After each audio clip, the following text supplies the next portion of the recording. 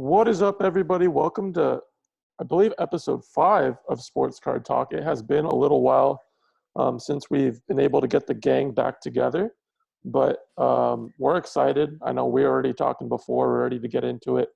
So I'd like to welcome back Michael Coleman and Shaya. And I don't know about the last name, so I'm just going to keep it at Shaya. But I appreciate you guys coming back on, and I'm ready to kind of get this discussion going again. Heck yeah. Thanks for having me back. My name's Coleman at Coleman Cards on Instagram. And yeah, thanks for having me back, Sash. I'm Shaya at Sealer Cards, and Sasha, as always, it's a pleasure. It's always a pleasure, boys. All right, first thing I want to get into, Lakers just won a championship. How you guys feeling? Go ahead, Shaya. Pretty good. Pretty good for the Lakers living in LA. It's pretty good. LeBron price is going down. Hopefully you were prepared for that and didn't catch any surprises. You're right. It's just like Patrick Mahomes stuff going down when he won the Super Bowl last year. I mean, it's almost the same exact thing we're seeing. So based off that, I mean, it should only be a matter of time before everyone starts snatching stuff up because the market's getting flooded with LeBron stuff right now. But it should only be a matter of time, like with the hype building and stuff for next year. Were you guys selling, like, leading up to him presumably winning the chip, or what were you guys kind of doing with the cards you guys had? I kind of only sell LeBron if I have to. Gotcha. I'm never going to rush to move LeBron, even if his stuff is moving down, just because nobody could have really foreseen that his stuff was going to go down. I mean, the common stuff, after August, because that was the peak, people could have seen that, I guess, a little bit, but at the end of the day, even if LeBron stuff's going down, I'm only moving it if I have to. I'm going to move other stuff first. But that being said, yeah, I've been moving stuff all along the way of LeBron. Personally, I did move my 9.5 for the sole reason I think I was just too heavy on LeBron compared to everything else that I had. With the PSA 10 and the quad, I need to diversify. And I knew that the quad was going to go down. I'm not saying it's going to not go back up. It's going to go up. It'll probably be a 10K card once season starts again. But I just thought I would diversify, and I've kept a couple of, but the main one's obviously the PSA 10 Chrome.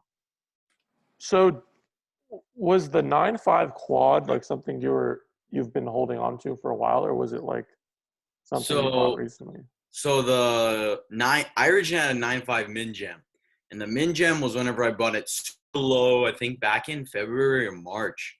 Super low. Then I was like, okay, and this was during the time when I was struggling to get a PSA 10. And I was like, okay, let me get a quad. And worst case, if I can't get a PSA 10, I'll still have the quad. So then I ended up doing the deal with actually Mike, where he stopped by. We did a little trade, and he got my Min Gem with some other stuff, and I got the quad. And then, of course, a week later, a deal comes up, PSA 10 shows up. He obviously didn't want the quad, and so I ended up with two of them. So you got the PSA 10? Yes. Gotcha. I have PSA 10 now, the quad. Yeah. Like, in general, are you guys like, I know there's some people that are like panic selling LeBron, which I kind of think is stupid. I just think if you have LeBron, you hold him.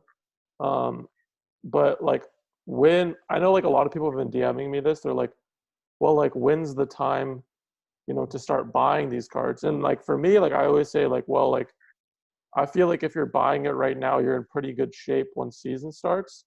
Like, how are you guys kind of feeling on that? I feel like it's always a good time to buy LeBron. I mean, even in August, stuff was crazy prices. Look, like if you're spending $16,000 on a PSA 10 Topps Chrome base, in my opinion, it better be because you're holding it longer than 3 months, or 6 months. So, I think it's with any market, the worst thing you can do is try and time it. That being said, you should try to do your best to understand it, but I would say never worry about when you're buying the card. We'll worry about it, but at the same time, like, you can't predict exactly when it's gonna fall down. But people that are wondering, should I buy LeBron right now? I would say yes, because how much more can it really come? It's not gonna crater any farther than it is, like go down that much more. So even if you buy and it goes down a little bit more, it's going to go back up. So I wouldn't worry too much about wondering when the bottom is. If you want the card and you're trying to make a good investment, buying a LeBron card, I would say just pull the trigger. Yeah, I could agree with that. Personally, you obviously, as Mike said, you can't time the market perfectly. You can time it to an extent, but you're not going to ever figure out when the bottom or the top is. Just like whenever everybody was panicking once COVID shut down, and I quote Sasha, cards are going to tank when people can't pay their mortgages, quote unquote. Thank you, Sasha. I sold 2 Lucas Silver PSA 10s. I appreciate it. To continue, yeah, I've been buying. LeBron is perfect time to buy now. It obviously peaked, it's dropped, and it's gonna bottom. It's just like people are not gonna start selling PSA 10 chromes for $8K, and if they are, I will be buying more. Regarding other things, I've been adding it. I think it's smart, and also you gotta think about it. Season starting in February, probably. What's that? 4 months, 4 or 5 months. So it's even that far of a timeline where you have to wait a year and you're holding these cards. So and from now on, I think all the rookie stuff is just going to keep increasing as free agency news comes out, trades. The championship ended on what was that, Sunday? I saw trade talks and rumors on Monday. Like it's already started brewing. So yeah. Big facts. I mean, like, well, I just got a notification from Real GM that the Mavericks are going to be ahead of the line to get Giannis. I mean, even rumblings like that, like, imagine if that did happen, or if Giannis does go somewhere, it's going to create, a surge in sales and buys and stuff like that. So, yeah, 100%. I think if I'm Giannis, like, I want to go to South Beach and play with Jimmy Butler and like Pat Riley is the GM. Like, I think that's a championship team. I don't know what your guys' thoughts on it. I don't think it wins a chip with the Bucks. I don't think they have the capability to do it. Is he any better than KD though, if he does that? Is he any better than LeBron if he does that? Well, I mean, like, I think I agree with you. I think why not do it? I think it would be a great fit for him, but is he going to get the same type of hate? I don't think he gets the hate at all. I don't think he gets the hate for going to Miami. Durant is kind of like Harden. People just hate them. Like, he's one of people obviously hate Harden a bunch more. People just love the trash on KD. But people love Giannis. People love Giannis, so I don't think Giannis type of. So if me personally, if I'm Giannis, I'm trying to get myself to South Beach because I think when I watched the Heat play the Lakers, I was just thinking, like, what if they had Giannis on their team? What if they have Giannis on their team? Like, that would be very, very interesting. And I think there's a championship with that team. Absolutely. To add on to that, I read something. I don't know if it's true, but they said if Giannis were to go to Heat, they cannot extend Bam. They wouldn't be able to afford it. So the squad would just be Jimmy and Giannis, no Bam. And Bam is amazing. I feel like they don't have too many big contracts, though. But I might be wrong. Like, I don't think they have. They're pretty deep. They have I don't know everybody's contract, but you got Heroes Young. They have a lot of extensions. I feel like if Giannis wanted to come to Miami, Pat Riley would like figure it out to like get him there. Like, I wouldn't be too worried about like the luxury tax and all that stuff. I don't know, but I think that's like the best fit for him because, like, are the Bucks going to try to bring like a second star in this summer? Like, how are they going to trade for him? Like, I don't know how that works out, and like, who would they even be able to bring? Like, do you want Paul George? Like, I don't know if you do. I think Bradley Beal would be an amazing addition, but I don't think he'll go to Milwaukee. Yeah, it's a tough sell. I mean, like, and then what happens to Giannis cards if he gets traded to the Heat, right? I think they go up. Crazy. They go up, right? Crazy. And, like, what if that happens in a month or 2 months? Like, if Milwaukee just says, hey, look, like, he finally sat down and talked with us and said he's going to leave, so we're going to max out and get what we can for him by sending him to Miami. That's where he wants to go. Like, Giannis stuff is cheap right now. Like, I bought like one Giannis card And I'm looking at other ones. Thing just seems so cheap because everyone's so down on the guy. And like, it might be a small window to buy Giannis. 3K for as a soon as PSA 10. I saw it today. 3K, right? It's sold. Yeah. I was Yeah. thinking. Right. So I mean, like, if Giannis goes to the Heat, that buying was closed. It's not going to go from 3K to 6K, but it ain't going to be 3K anymore. Yeah, at least 4,500. Maybe even 5. And Right. I think the interesting thing is, which we'll hit right now, is I don't know, about a month ago, whenever the NBA decided to like do like the second shutdown, cards went down in general. Like all stars cards pretty much went down. What did you think of that at first? Like, what was your kind of mindset, and why do you think that kind of happened? Like, what are your kind of thoughts on like your reasoning on like why cards went down during that period of time and kind of stayed down and had some sort of correction? Well, I think that prices were already so high, and we're getting so high over hype and everything that it only needed one domino to fall to start a downward trajectory, and that might have just been there's all kinds of theories on why and stuff.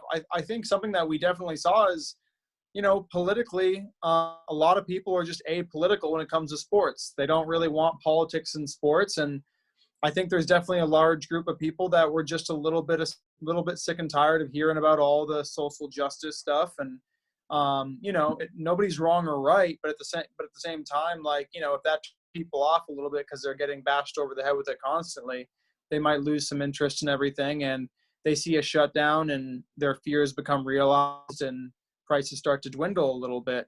But I would just argue that it was because prices were already getting to such a crazy point that they just started to fall down a little bit. I 100% agree.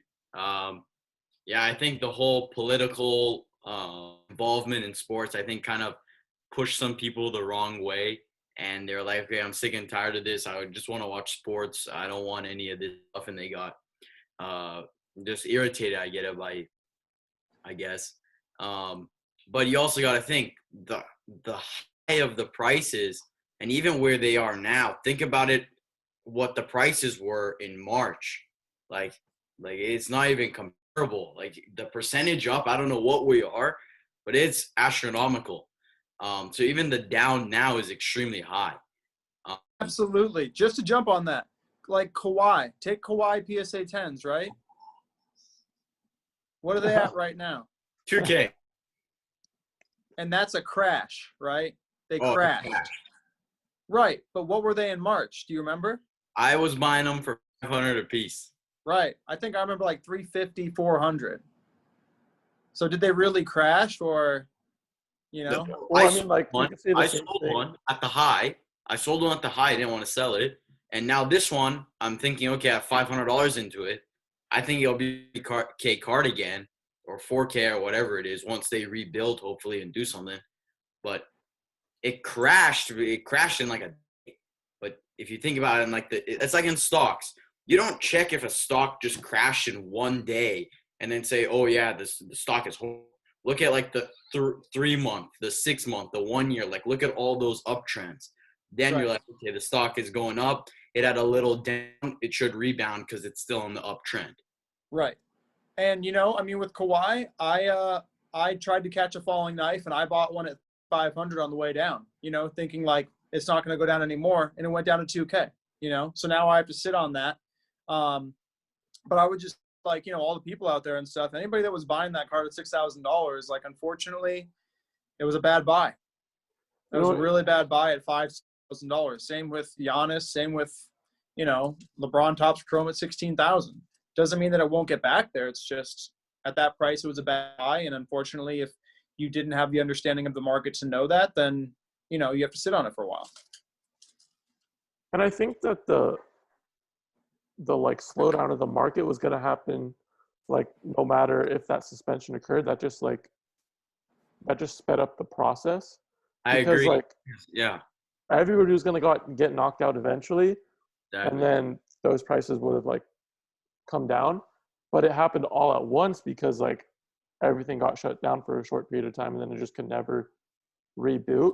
And to go to your point about the Kawhi, like Luka's, when the pandemic hit, got down to like $300, and before they were like 600, and now they're down, but they're 1,300. Oh, When they were $2,000 during the playoffs, now they're 1,300. that's up 400+%. Like, you're still like, if you bought that in March, you're still like sitting very well. Yeah. Go ahead. Go for it. I was going to say the percentage drop too. So a Kawhi from call it 5K, call the Kawhi 5K. 6K is a little, I mean, those probably weren't real when it touched 6K, but a 5K, it drops down to what, 900 now, 2K. So that's a 60% drop. Luka's dropped from, what was the high, 2,100? Like 21, yeah, 21, 22. 2,100 to 1,300. So that's a 40% drop, 45% drop. Yeah. Like, yeah. And what's crazy is there's like 800 Kawhis and there's 12,000 Lukas, yet the Kawhi dropped more than Luka. Well, because Luke, like, the demand for Luka's like nutty. Right. And it's also because of the media. The media is obviously going all on the Clippers, saying, "Oh, LA is the Lakers city," and PG. Well, it is. It is though. LA is the Lakers city. I'm not saying it isn't, but I'm just saying this was what the media was pushing out. And the day that they lost, we saw that stuff for like 2 weeks, and I'm still seeing it every other day now. This whole Kawhi, and he's just getting like beaten down until something. I mean, when you lose, knows Kawhi's gonna come back. Yeah, that's just the type of player he is. Yeah, I agree. But like when you lose in that fashion, like you're due to get like bad rap, especially if you're playing in LA. Like you have to know that if you're gonna come play in LA, like that will happen if you lose. I agree, but if you win, you're godlike, like how the Lakers are right now.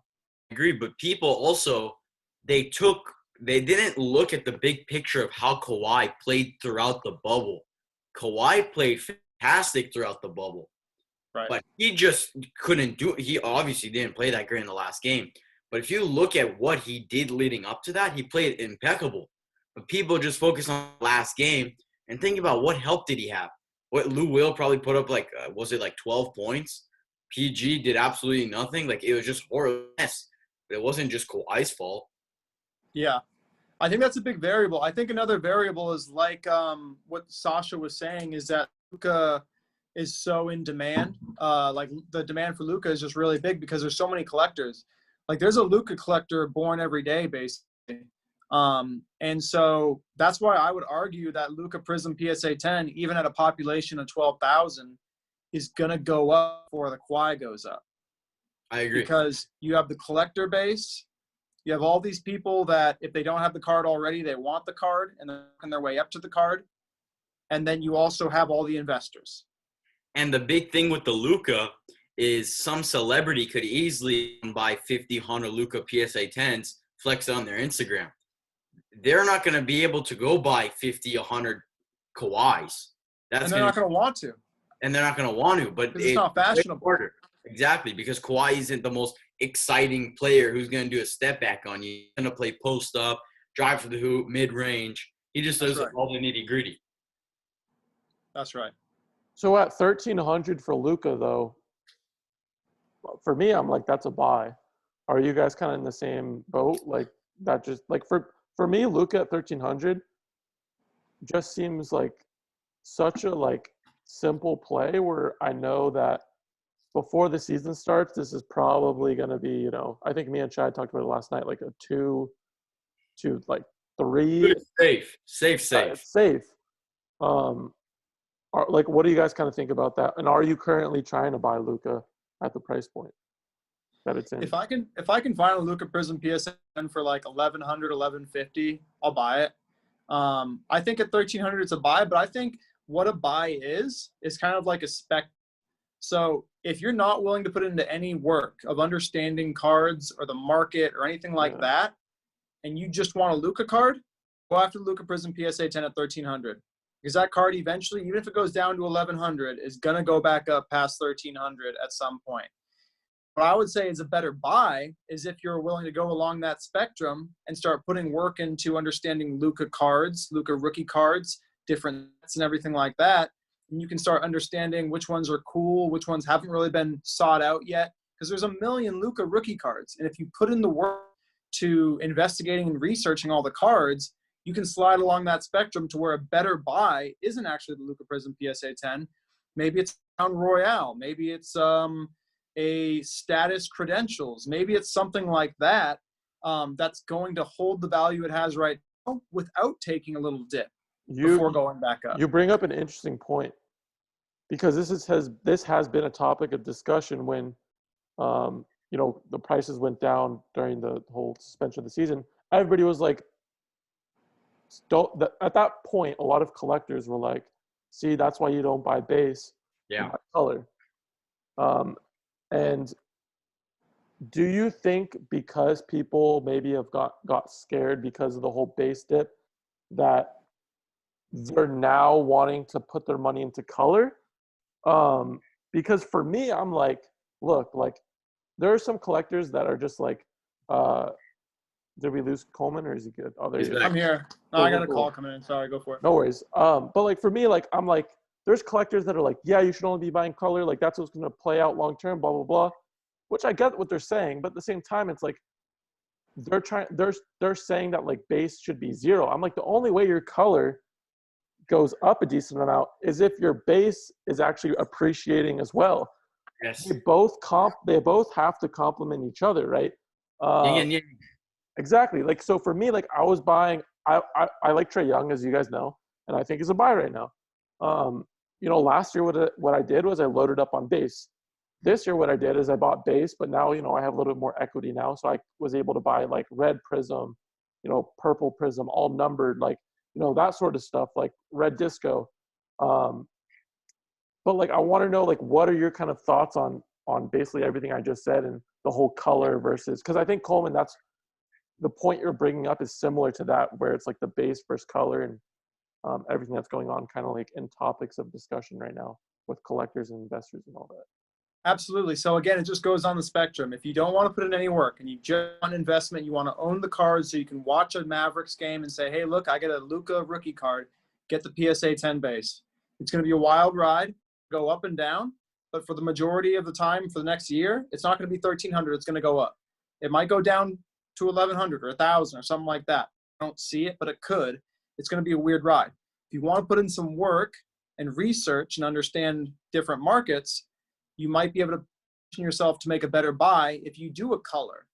The only thing is it's harder to ascertain the true value of a color compared to a base. And the reason why is because there's more sales data, which is why a site like Card Ladder is actually really, really interesting, because their accuracy in a lot of cases is like 95%. Their prediction of what a card that doesn't sell a lot actually is worth. So, you can use tools like that to try and figure out what the actual value of a card that you want to go after that would be safer than the base. So again, I just think it just depends how much work you want to put into it. Some people, other things, they got jobs, they got families, they got this, they got that. They don't want to put any of the work that we put into it, and that's fine. Like, that's why I would say, do the path of least resistance. Do what is most convenient.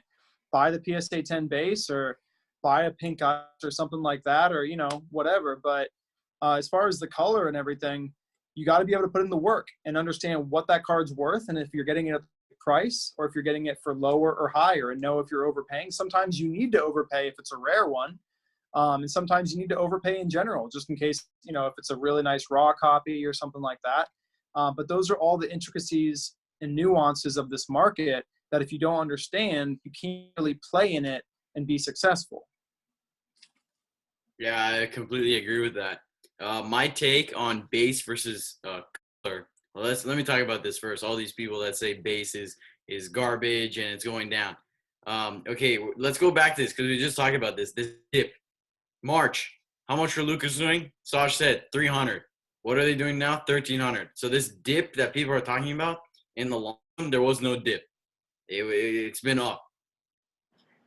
Base will return. It's like a forsaken truth. It's gonna happen. It's gonna come back. When it comes to base versus color, I view it as kind of the base is maybe easier to move and it's easier to tell the evaluation because more people can afford the base. It's as simple as that. But the color is more like S&P 500 while the base is like a stock. If Luka tears his ACL, the base is going to drop like super fast and steep. The color may drop a little bit, but it's more going to be more gradual rather than a straight drop. And it may not even drop because the color is so wanted. Like a blue Luka, if he were to tear his ACL today, I don't think blue would drop. It may not. It's a great point. I just want to interrupt real quick, Shaya, because in Dallas in August when Luka rolled his ankle in game 2, I think, of the playoffs, before he hit the shot, he rolled his ankle. Maybe it was game 1. I don't know. And they said he wasn't going to come out. No, it was game 3. And they said he wasn't probably going to make game 4, but he ended up making game 4 and hitting the shot. But before that, everyone was saying it looks like he rolled his ankle, looks like he might be out of the rest of the playoffs. I went to the show the next day because it was the second day of the show. Guess how many people were giving discounts on Luka color? 0. Exactly. And that's what I just want to jump on what you're saying, give a real example of it. Is like, yeah, like no one's giving a discount on that color just because he rolled his ankle. But that base is going to tank. Exactly. I'm personally, Sasha mentioned his Trae Young buying. I'm one of those people, I cannot stand fast break. I'm one of those people, I just cannot stand it. If I'm going to buy color, I'm going to buy the hobby color. I just can't stand fast break. I'm the same way. It's Teletubby, man. If I were to buy, I would personally, because with color is already expensive. Anytime I'm thinking about buying color, whatever, like let's say a Zion Prism PSA 10 color, whatever, let's say it's $5K. You always got to think the base, I could go buy 10 base PSA 10s or I could go buy the color. The color by season starts maybe $7K, let's just say, but the base, those Zion base could hit 800, maybe even a K before season as it goes up, and the base and the end will be more. But the color is the safer play. So you always got to think about that when it comes to color. But like fast break, I'll take the base and the silver over fast break. I just can't stand fast break. Let me tell you guys about my fast break buy before Shai bashes me, or already bashed me. They're Beckett 9s and 9.5s that I'm cracking and sending to PSA. So that's the play I'm making on fast break.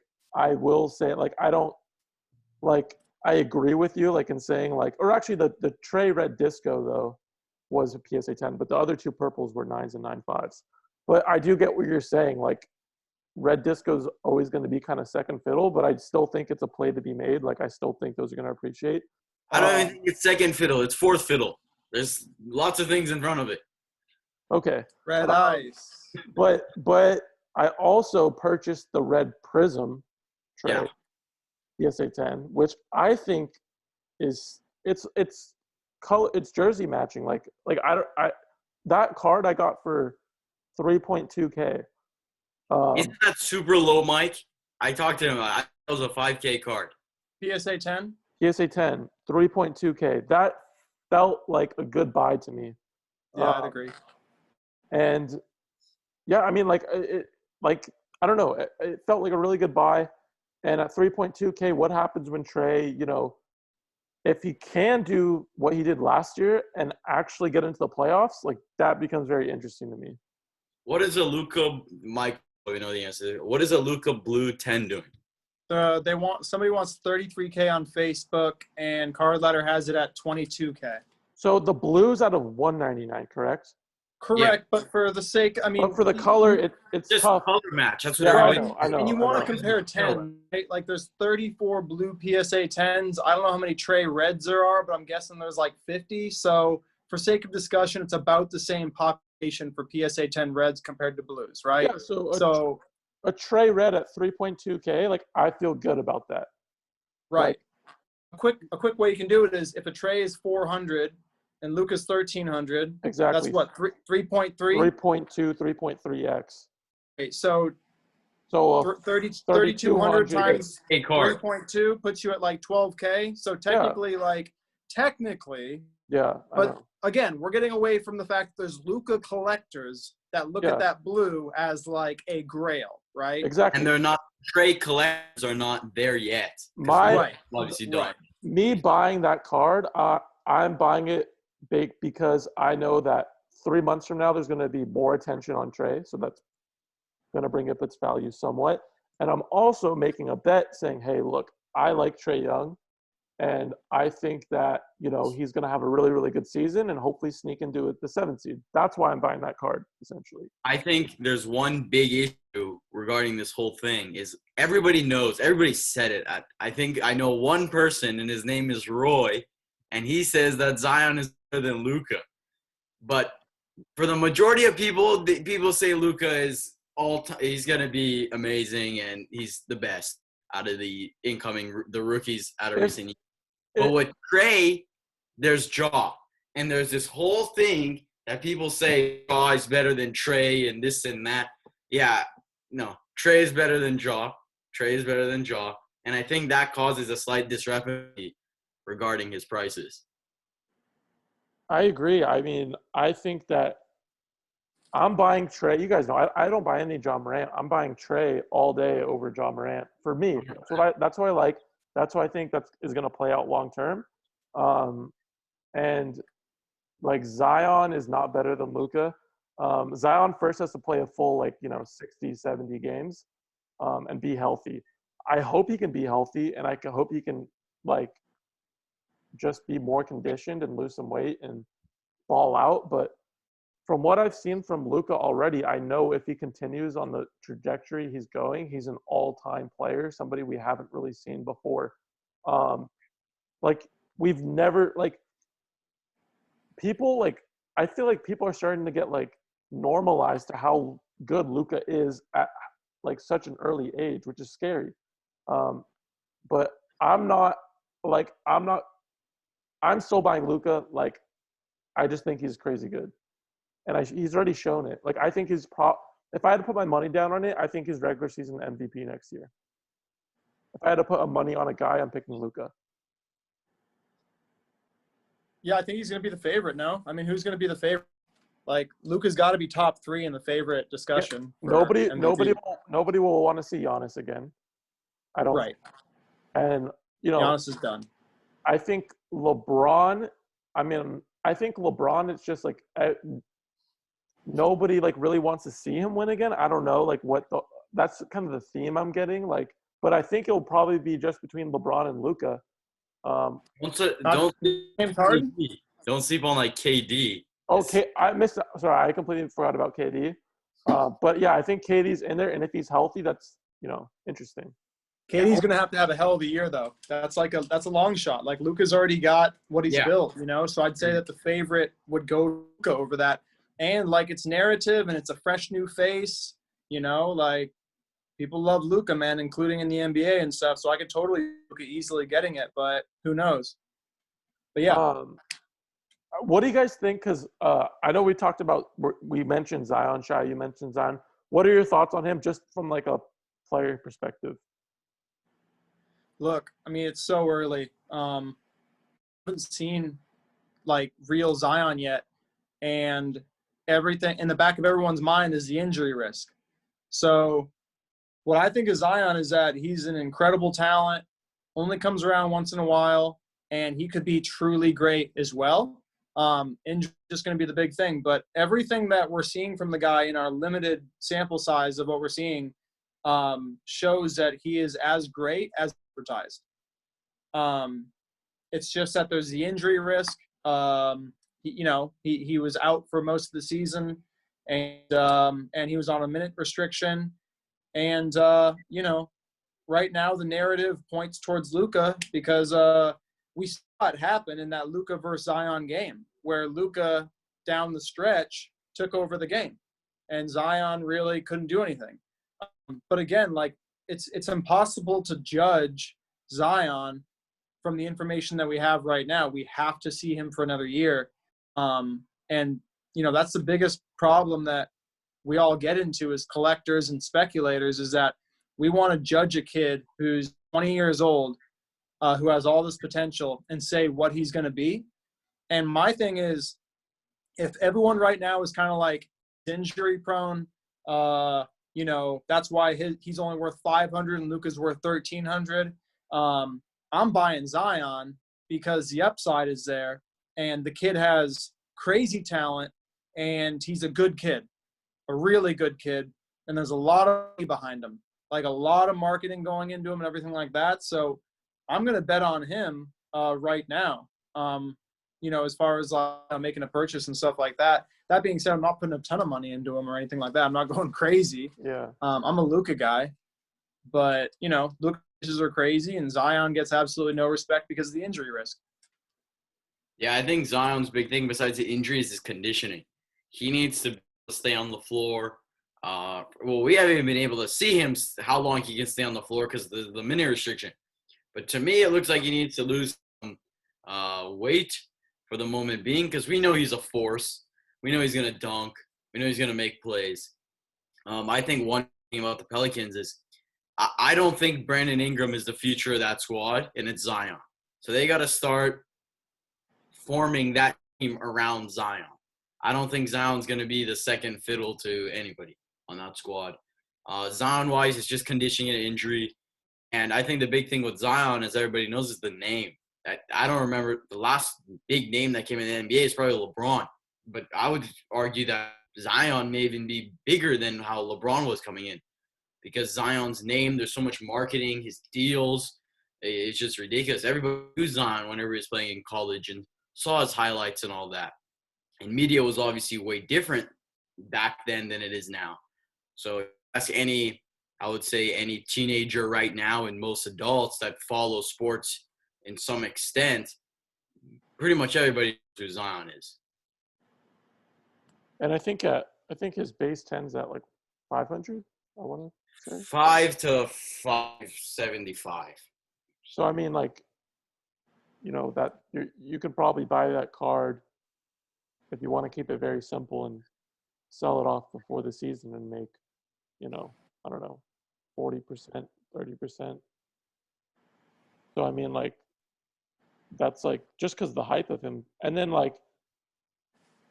I think that's like for football, like you guys know, I don't really know too much about football, but like essentially that's what I did. I just bought in the off season and sold right before. But with one big thing about Zion is that won't happen with like Luka is, in my opinion, or like Trey. If Zion posts a picture on Instagram and he looks jacked and then lost weight, his cards go up. But Trey is not going to put on 40 pounds of muscle, or Luka, and people are going to go crazy like, wow, look at that guy. But if Zion does that, cards are going to start rising tremendously. Yeah, absolutely.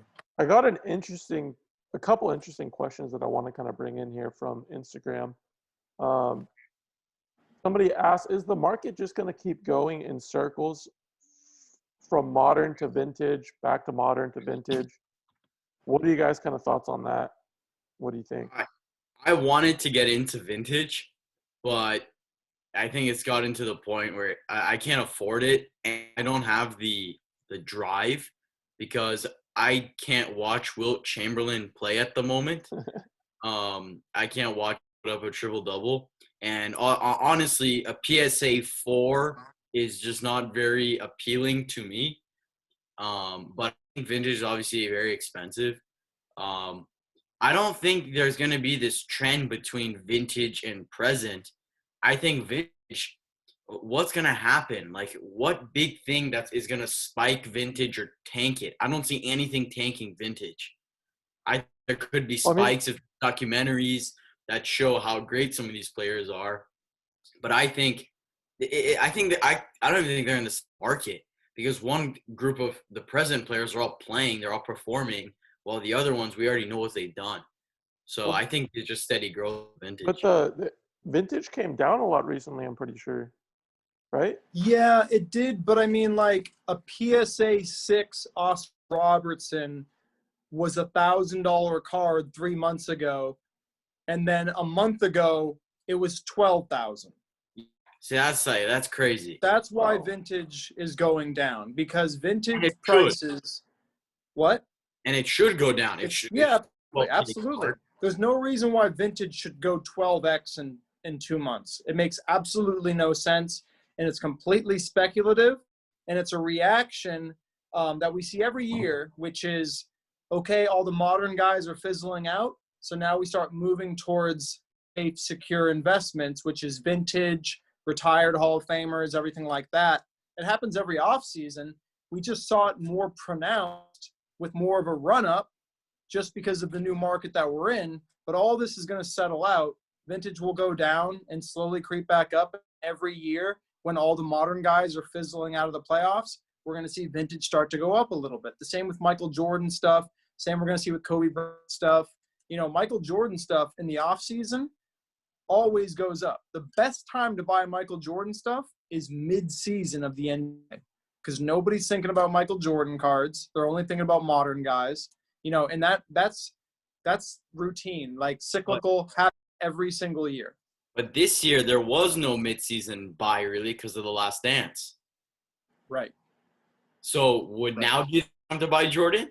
No, because Jordan stuff. I mean, look, like it's always a good time. It's always a good. It's Jordan stuff has gone down, but it's going up. Like look, I'm never gonna say it's a bad time to buy Michael Jordan stuff, because even like some of the run-ups that we saw with the Last Dance, it's like it'll get back to those prices. It's just nobody should have been buying some of that stuff at those prices. But it's a good time to buy Michael Jordan stuff, but at the same time, it's not, because we're the time to buy Michael Jordan stuff was like 2 or 3 months ago, like 3 months after the Last Dance. Once all the stuff crashed down from the Last Dance, that was the time to buy Michael Jordan stuff. But now it's starting to heat up, which I'm not going to say is a bad time to buy. I'm just saying it's not where it was. It's heating up now. We're seeing lots of, like, Michael Jordan rare 90s inserts. The market is completely dry, and anything that comes to market goes for a historic price. That's what we're seeing with there's 2 red PMGs in auction right now. There's an altered one, which has already smashed the record of public sale. It's already at 100,000 with like a week left on PWCC, altered. And then you got one on Golden Auctions too, which has like 2 weeks left. It's at like 1,000 as well. It's an 8.5. So, I mean, like, no, Jordan stuff is crazy. But that being said, like, Jordan stuff is always a good buy. It's just going to go up, you know? I 100% agree with that. I think that like anything that goes up like this has to see some sort of dip, right? And then correct. Pokemon, sorry. And we will get into that. God bless you. We will be getting into that. I have one more question before we actually get into that, and I really like this question. Do you think the massive influx of cards subbed for grading is depressing areas of the market? So essentially, the volume of cards that people are just dumping and dumping at PSA. Do you think that's going to affect the market? Well, no. I actually think before people kept saying PSA 9s are going to go up in value because like it's getting harder to go PSA 10s. I think it's actually going to go the other way. I think PSA 10s are going to go up more, and I think PSA 9s are actually going to go I think they're pretty low now. Before, they were higher. I know, like, before when like LeBron peak around was for this Laker Uni Prism 2019, his PSA 10 did 300, and his PSA 9 did $150. His PSA 9 now does like 60. So they've definitely dropped. I don't think PSA 9 should go up because they're just handing him out left and right. The standard grade for modern cards, if it's in decent condition, is a 9. It's not a 7. It's not like an 8. I think that's like the median. But I think they're buys in 10s. And just like the guy said that the supply's going up, but the number of people going up is more. And also there's people that are making money and they're able to buy more. So you have more people coming in. You're having people being able to buy more. I would say that the only problem with that would be is if there's some economic unrest that happens and people obviously can't spend money on cards, or like Sash predicted with their mortgages, but was extremely incorrect. But I would say that would be a major problem for cards, obviously. And then yeah, you would obviously have to deal with that issue when it arises. Hopefully it doesn't. To jump on that, look, it's a general question. Is the stuff coming back from PSA going to depress the market? Which area of the market are we talking about, right? Because I'm like, at the end of the day, there's a lot of stuff in the market that, no, it's not. In fact, there's not enough PSA slabs to meet market demand on some stuff. So the prices will continue to go up because there's not going to be enough coming back from PSA. They're not pushing out PSA slabs fast enough. That being said, on the other side of the coin, you have the really common stuff. I mean, even Luka Prism PSA 10s, though, you would think like, okay, can those go down because it's going to continue going up because people are still sending in Luka Prisms. Well, from my experience, I'm not getting a lot of Luka Prism PSA 10s back. I'm getting a lot of Luka PSA 9s. Same with silvers. Same with a lot of Luka Prism stuff. Oh. I do not foresee PSA pushing out a lot more Luka Prism 10s. I'm not going to say that they won't. I'm just saying from what I'm seeing from someone who subs a lot of cards, I'm not seeing a lot of 10s coming back on the nice Luka stuff, which makes me think that PSA is trying to curb that a little bit, trying to control the population, if you will. So I don't see that hampering certain areas. But yeah, of course, like if Zion Prism PSA 10s goes from 4,000 to 10,000 in 3 months, like that's going to depress the market for Zion Prism PSA 10s a little bit because of the sheer number that's introduced to the market in 3 months. So can it depress it? Yeah, but I would say that PSA needs to be able to push out more slabs for it to depress the market because PSA is not able to push out enough slabs. And again, I'm speaking generally. But yeah, to answer the question, it's not a yes or no answer. It just depends where you're talking about. Yeah, I think that it has everything to do with demand, and like how long this market can sustain and grow how it is. Like I think eventually, people are gonna lose on modern stuff, like guys that don't pan out. Like Rui Hachimura, like if he doesn't pan out, people are going to be losing a ton of money off of him. But I know everybody's sending in his cards to get graded. Like John Collins, if De'Aaron Fox doesn't pan out, or Kobe he does, White. Colby White, like if those guys don't pan out, and let's say their base PSA 10 generally is going for around $200, and the market eventually, at some point, the market will soften. That $200 card turns into a $30 card, right? And if you have like 50 of those, that's tough. So that's where my mind goes when like that question comes up.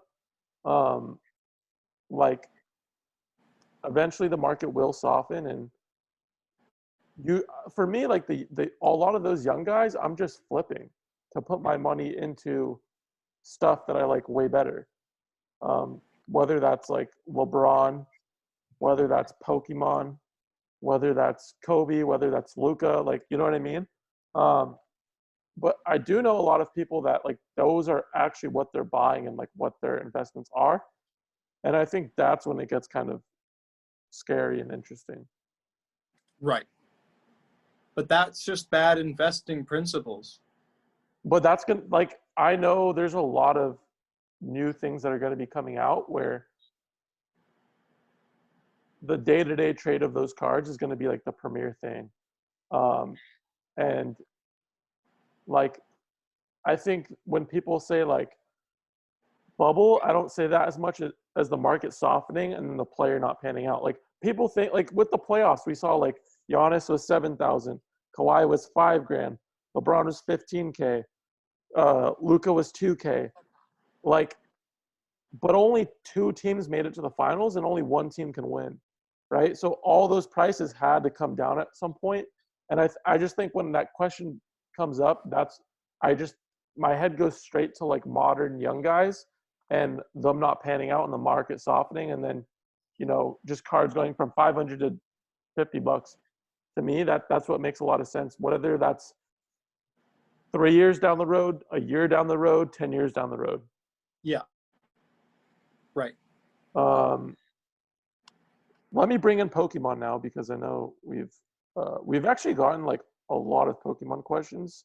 So I guess generally, just to start it off, have you guys? I mean, of course, you guys been seeing what's been going on in the Pokemon market, but like, what?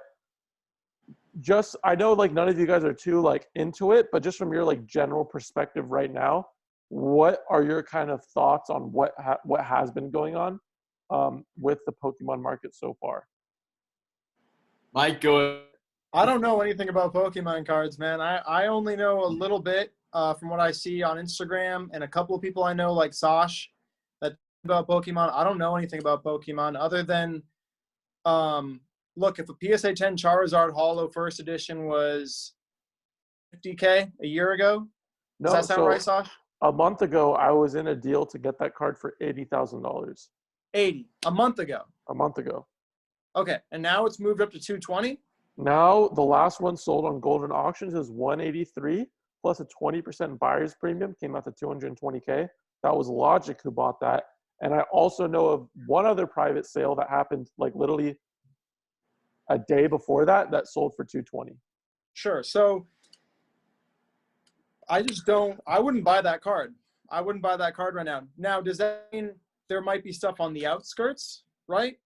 Yep, exactly. Sure. But I don't know Pokemon, so I ain't going to even try. And that's like, why I don't have. I was talking to Shaya. Those are getting bought up right now. All those good. Yeah. I was talking to Shaya and I was like, look, because he wants the cream of the crop. He told me that, he wants Charizard. He wants all that good stuff. I said, Shia, Red Cheeks Pikachu, still a good play. All the starters, still. I told you that. And I think that's where people get stuck. There's so many people looking at the Charizard market right now and like, damn, like it's 220K for a first edition PSA 10. So much attention on that.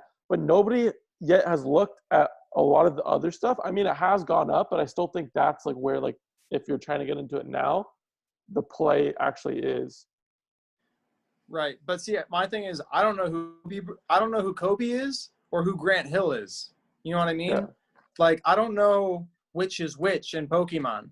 And I have the time to learn it.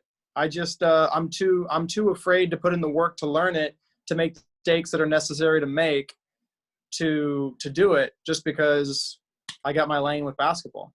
Yeah. Yeah. I did Pokemon as a kid, and basketball and sports are my forte. And as I said on the live yesterday, Pokemon, what drives the market is very different from basketball.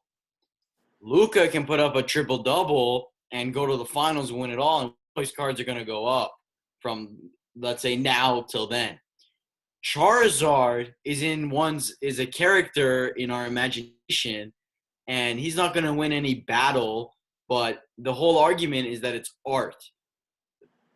I get that. It's gone up so fast that it's going to come down, in my opinion, now. And my main issue is I don't want to go buy the base set non-first edition or the shadowless. I want the first edition. But if I'm putting in 3, 4, 5, 6K into a PSA 10, let's say Charmander, Red Cheeks, or whatever Sasha's been buying, when you have limited money to work with, I'd rather go with what I know is going to go up in a certain time frame. I know if I go spend 6K on Luka 10s, I'm going to see a 50 to 100% return on those in a 5 to 6 month period. I don't know what Charmander is going to do. Charmander could stay the same. I'm not saying – I think Pokemon is a great investment once it comes down to buy some, throw it in a safety deposit box, throw it in a safe, forget about it, come back in 40 years because Pokemon's not going to go anywhere. Luka Doncic could go somewhere. Zion could just like disappear. Pokemon's not going to go anywhere. Or Luka, breaks a leg and whatever. But Good. I think that the reason, and you brought up how Charizard's art. I think that first edition is just so limited, especially in high grade PSA slabs, that if you Coleman want to go buy a Charizard right now, you can't just go on eBay and buy one. Like, you're gonna have to hunt blue, like a Luca Gold. It's like one of those things. It's like you have to go searching for like. Well, no, and no, but the different, and this is what I found a month ago when I went into Pokemon cards.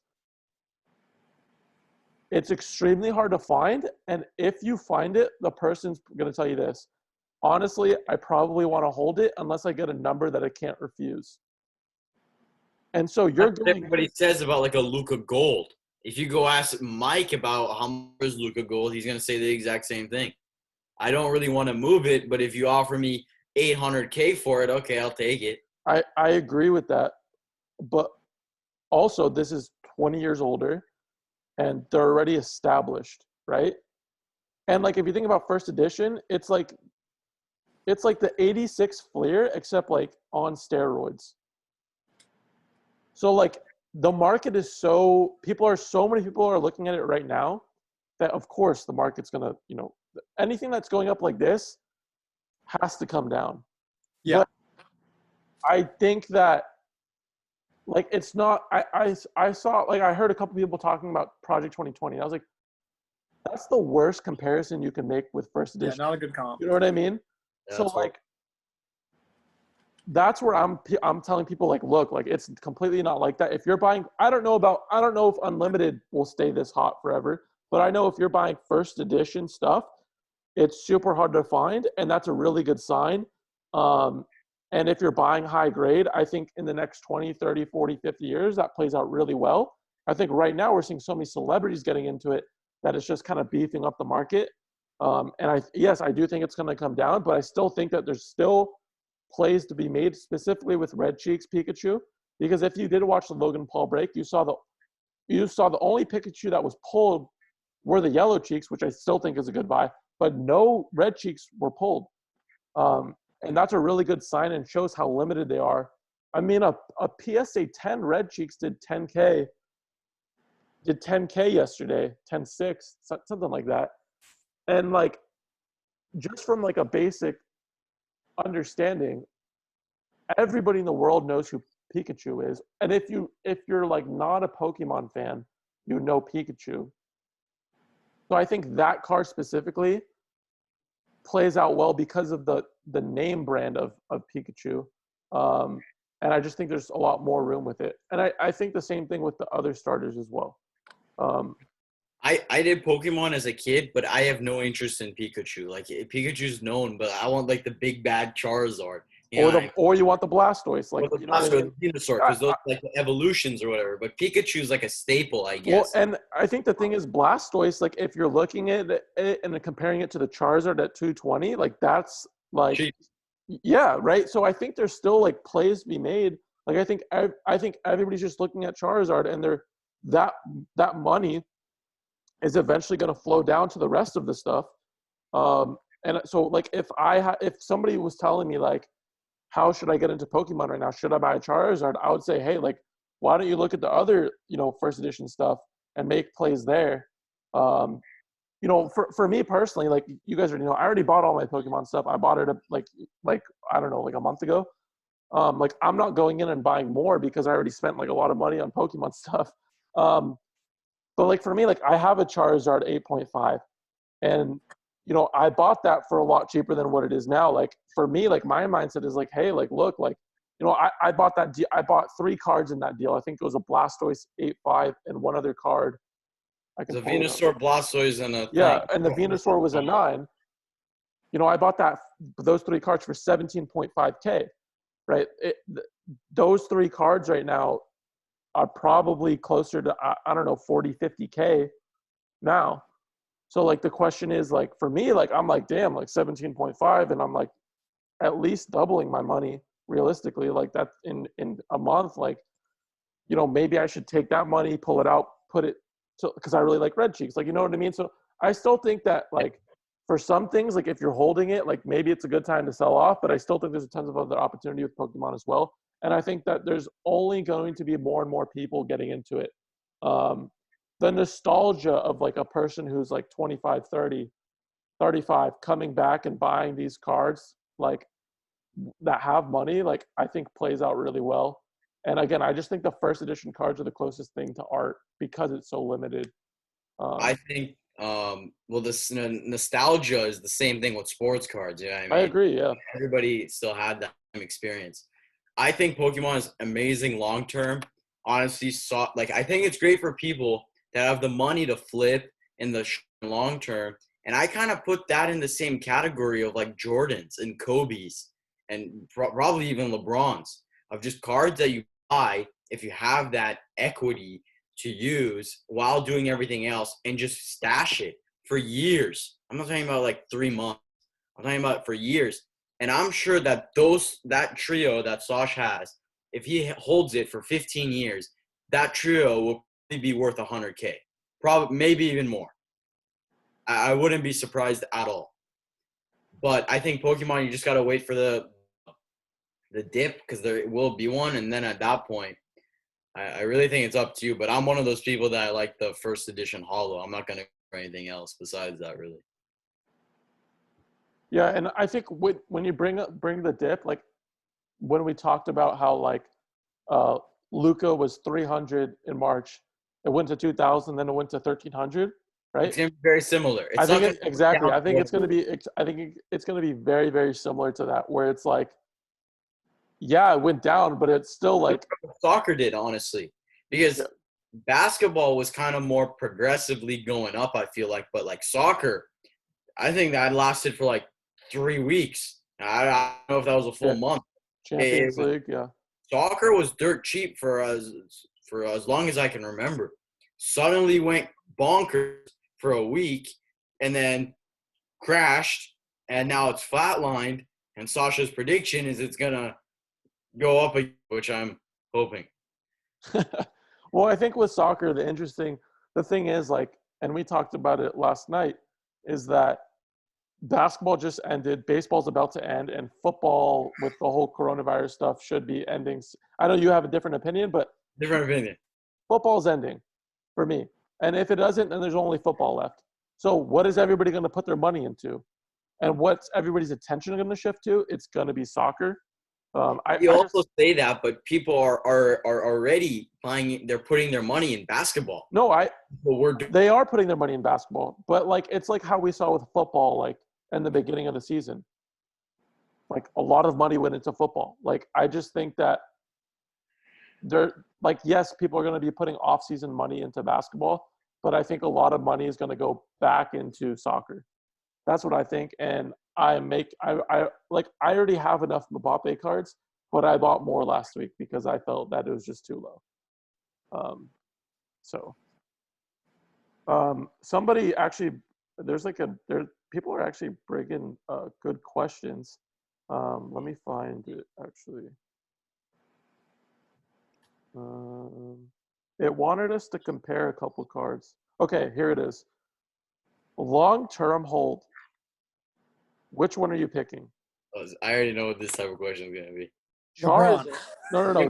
Charizard versus Jordan or something. No. It's Charizard. So Charizard, assume everything's PSA 10, right?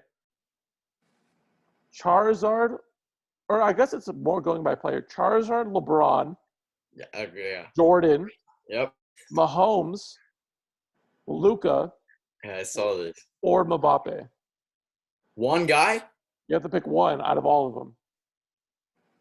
So again, Charizard, LeBron, Jordan, Mahomes, Luca, Mbappe. Yeah, I'm sorry, Mbappe, but you're not even in the discussion. Oh, that's hard, actually. It's tough. Mike, well, this is long term, though, right? So, yeah, so basically your two young guys, if you want to throw Mbappe out, is Mahomes, Luca, and then you're like established that is done playing, or Charizard, Jordan, and then LeBron is in there as playing still. For me, it's LeBron because unlike MJ, I think LeBron is going to do so many things after his career is over. There's crazy like rumors that he might run for some sort of political office. Like he's in LA, he's gonna like be making movies and stuff. And I just think he's psychopathically obsessed with eclipsing MJ's legacy. So I think there's a lot of room for LeBron to do some stuff long term, which would make me want to buy that or stick with that long term. And I mean, look, like, to answer this question basically just means, like, what do you believe in? And because of what I do with basketball cards and stuff, and because of what I know, I just believe in LeBron. But that being said, like, I don't know, I think a close second would be MJ. And then just to be, fly by the seat of my pants, my number 3 would be Luka.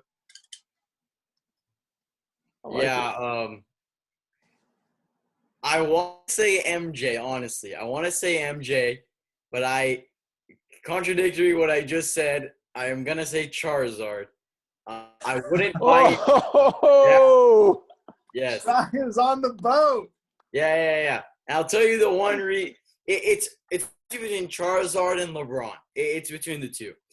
My main reason by not saying MJ is because all the MJ lovers in their 30s to 40s or older. And I think as time progresses and as those people age out and they stop collecting or whatever it may be, more and more people are going to start liking Braun. And I think MJ's the GOAT. I'm not one that thinks LeBron is the GOAT. But I think there's so many people now that say LeBron is the GOAT that I think LeBron would be the better play. Pokemon is such an unknown now that it's between LeBron or Charizard, and that just what more do you believe in more? Obviously, basketball I think has been more like I want to say established, but that's also my field. You know what I mean? That's what I know best. But Charizard, as Sash says, it's like art. I wouldn't be surprised if we start seeing them in museums because of how valuable they are. But if you're thinking long term, it's between the two, and you really I don't think can go wrong with any of the options. They're all go-tos. Obviously, the more risky ones are Luka, Mahomes, and Mbappe. But arguably, all three of them could be all-time players. Mahomes has won a Super Bowl in his first 2 years. Mbappe is an amazing soccer player. And Luka did what he did this year. And he's 20 years old. So, yeah, I think that's a great question.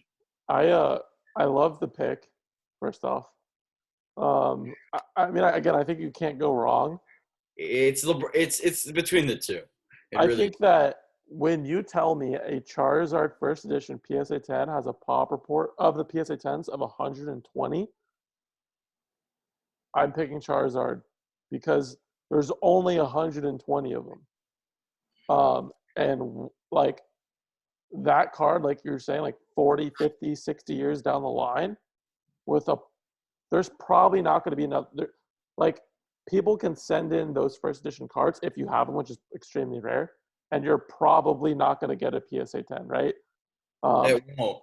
Exactly. So I know that pop report's going to be staying the same pretty much for PSA 10s. And I just think over the years, it's going to just get very, very valuable. So I think it's a very safe play. So What are we comparing? Are we comparing the Hollow to like the Fleer 86 to like the Topps 2003? Or like the question? General, I think. The question was just like the players. Yeah, I get it. So I mean, like, I guess like it's like questionable because you could say, well, I can go get this Jordan card for like that's super. Would you compare that Charizard to like LeBron Gold PSA 10, like something along those lines?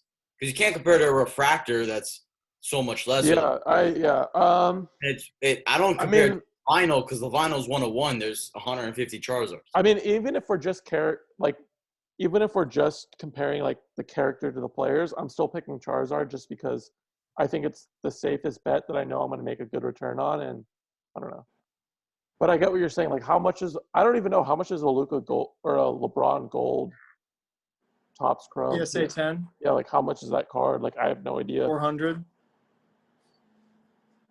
So I mean, would you rather have that or 4 Charizard or what? Two. Like, let's say 2 Charizard first edition PSA 10s.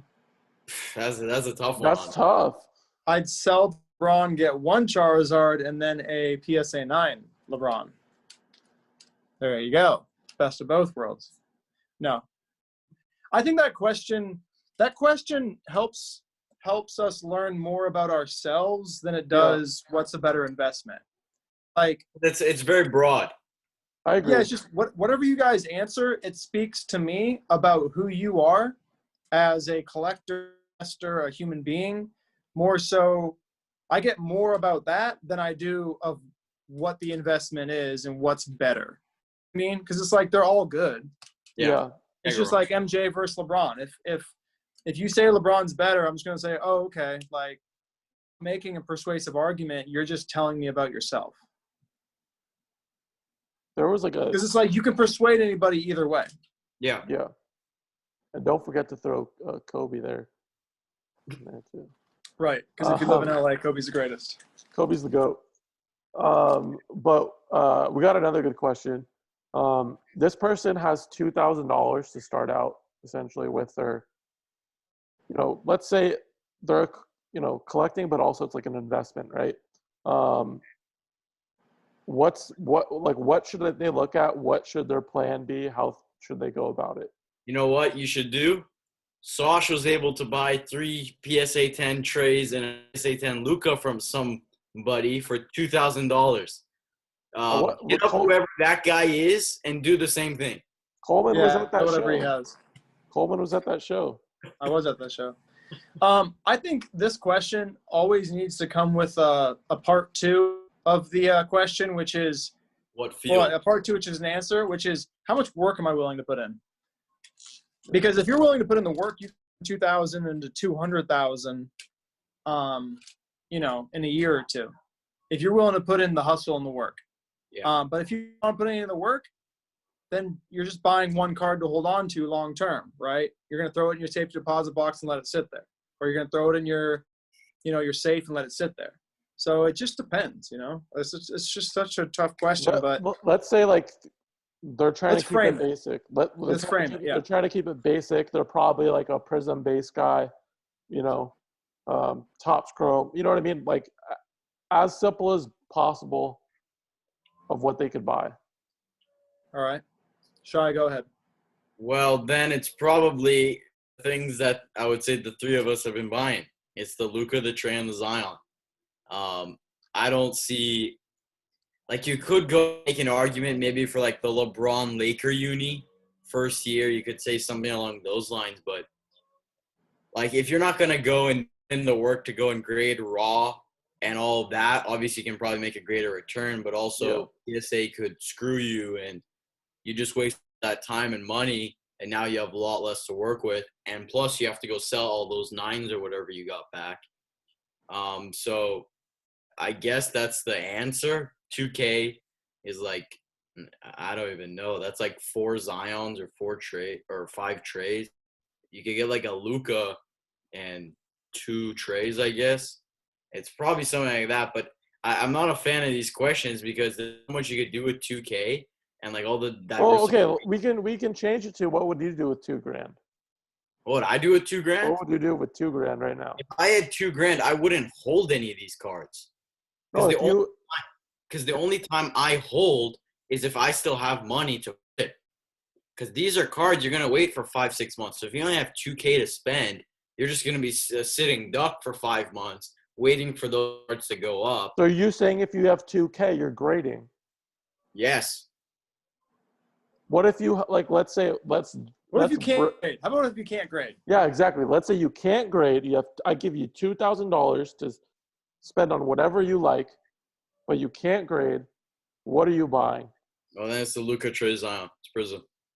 So you're buying, maybe LeBron. You're buying one Luka base Prism PSA 10 and sneak in a Trae Prism PSA 10 at 400, and then you have $300 to go get an Optic Zion. I don't know. No Optic. What do you think I am? Well, I don't know how much money you got left. That's $1,200 for the Luka, and you have 2 Trays. Let's just say that's what I would do. Something like that. That's pretty solid. Okay, for 2,000, I would buy one Luka at 300. I'd buy one Kevin Durant Topps Black Paper PSA 9 at 400. I like that. It'd put me at 17. And then I'd hopefully be buying it from the same person. So they'd throw me a Trey Prism 10 for $300. There's my $2,000. I like that. Because I probably would have done like the Luka Trey thing or something like that, but because just to switch it up, Don't you dare say some Squirtle PSA 9. I would buy Squirtle. I would buy a Red Cheeks Pikachu first edition PSA 9. How much? I know last week I bought one for $1,500. It's probably 4K now. But it's probably like I think last went for $1,900. So I don't know. Like I'm just saying, I'll buy that. I want to change mine. I'd buy a Luka Prism PSA 10 at $1,300. And that honestly, I don't think is the best buy. I'd make 2 more buys. I'd buy the Kevin Durant PSA 9 Topps Black, and then instead of the Trey, I think that's a good buy, Bill, but it doesn't work out. I need $400 to do that. I'd take the $300 and buy one of these, which full disclosure, I own 3 of them. But this is a LeBron Bowman signature rookie card out of $1,250. You can get these raw for $300. I buy one of these because then I'm LeBron. Bam, I'm done. Kaboom. Damn.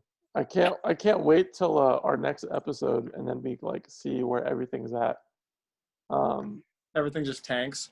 Yeah, the Pokemon. You guys can see us in different parts of Los Angeles on Ventura Boulevard asking for spare change. Asking for Luka. Hey, do you got Luka?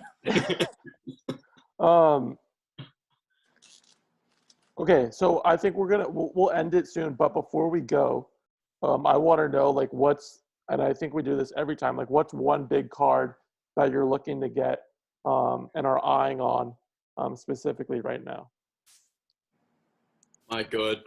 A big one I'm trying to get is a LeBron rookie. I'm not going to say which one it is because there's only one right now on eBay, and yeah. But a LeBron 2003 pretty rookie. easy. What? I said that'll be pretty easy to find. What do you mean? There's a bunch of them on eBay. Oh. Yeah. It's not like one of the ones that people would think of right away. It's not one of the most, high profile ones. But so, the other big card, like the number one card on my list right now is a Michael Jordan 1997 Metal Universe Precious Gems Red. And there's 2 in auction right now, but the altered one is at 100,000 with a week left. So I don't think I'll be purchasing one of those, but that's the number one card on my list, but that's not really realistic. The realistic one is trying to get a LeBron rookie auto right now. Personally, I am kind of at a standstill. Right now, I have been looking at Trey color, not fast break like Sasha. I bought color. I didn't buy just fast break. Let's make sure that's on the record. Let's make sure that's because I have the purple coming in too. Not a disco, a true purple coming in too. Purple Teletubby. I can't wait to flex on you, Shaya, once I get it in, man. Trey color, I've been looking at Luka color. I do want to add a Luka silver 10, if I can, because I do have a Zion silver 10. And then I've been talking to a lot of people, and I can't afford the rookie LeBron auto, but just a LeBron auto. I would like to purchase one in the near future. So yeah. I think for me, I want to make I think a big card would probably be like maybe a nice Luka. It would either be a Luka color, because I just never had a Luka color before. As you guys know, I just kind of base. Weak. Fast break. Not fast break. I would no. Fast break red. Oh, that sounds horrible. I would. No offense to anybody watching this as a Luka. No offense to any fast break red owners. I'm gonna pull up one day and I'm just gonna show you I'm like, oh yeah, I bought a Luka blue and I can't wait to show you but no, I would buy like either Luka color or a nice rookie patch auto of Luka. I feel like it's really cool. I wouldn't be able to pay like an extreme amount, but like I feel like just getting one of those now is like probably from NT. No, there's like a noir or impeccable. Yeah, I Right? think impeccable. Like I think I've been looking at Nice. impeccable for Trey.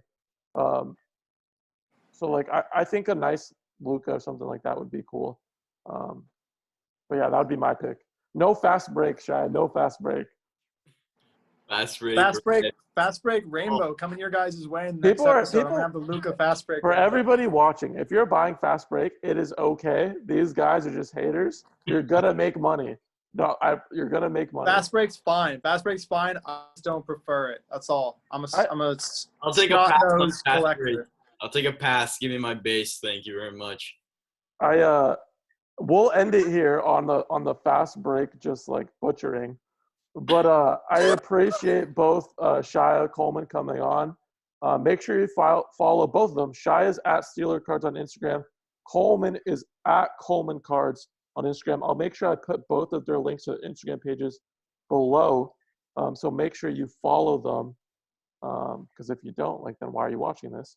But also make sure you like this video. Make sure you comment what you thought, any questions you have for the next video.